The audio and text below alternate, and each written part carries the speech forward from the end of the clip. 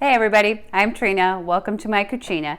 And today we are making a very simple and classic Pesto Genovese. So part of the deal when you start to date somebody from the town of Genova, Italy, is that you're going to stick to pretty much the classic pesto recipe because it is perfection and it came from the city of Genova, Pesto Genovese. So what we've got going on here, we're going to need a food processor. Big main ingredient will be some fresh basil, some Parmesan cheese, and something to grate it with.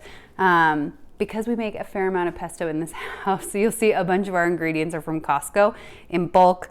I'm told in Italy you can get bigger pieces of Parmesan, much less expensive, but in the US we just grab this guy at Costco.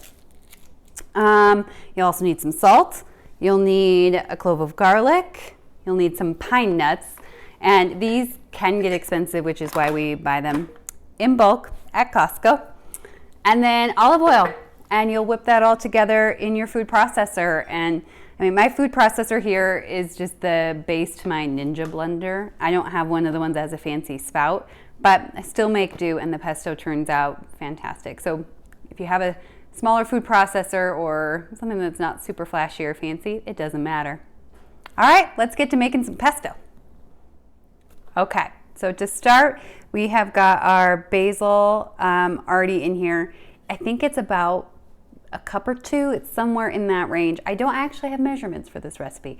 It's just kind of throwing some stuff in and approximate quantities and then taste.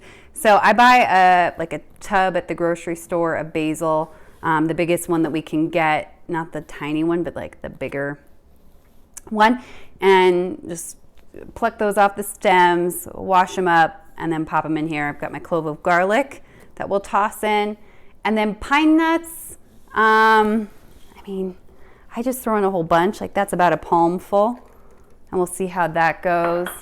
And then cheese, just start to grate that.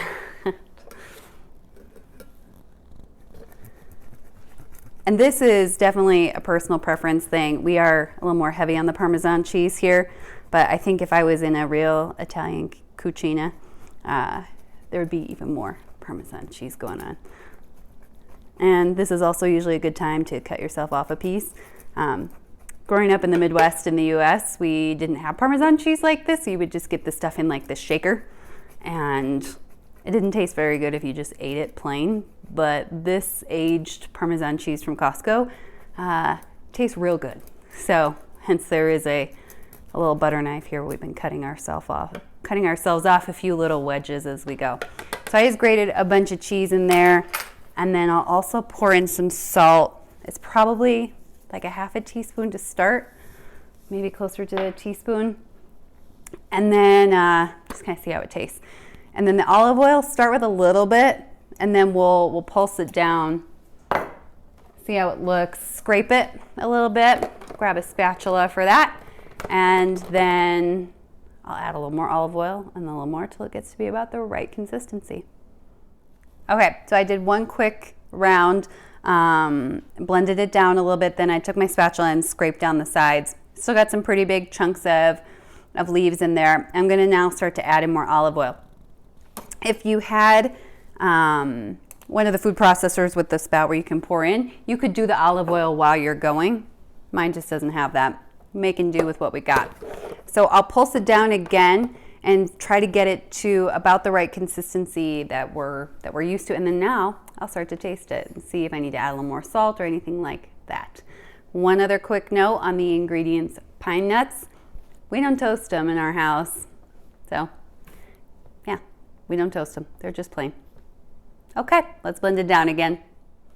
Okay, so I've scraped it down, added a bit more olive oil, and did the very important taste test, and it passed the taste test. So we can get a quick close-up. This is what the consistency comes out looking like. So it's got a bit of oil in it.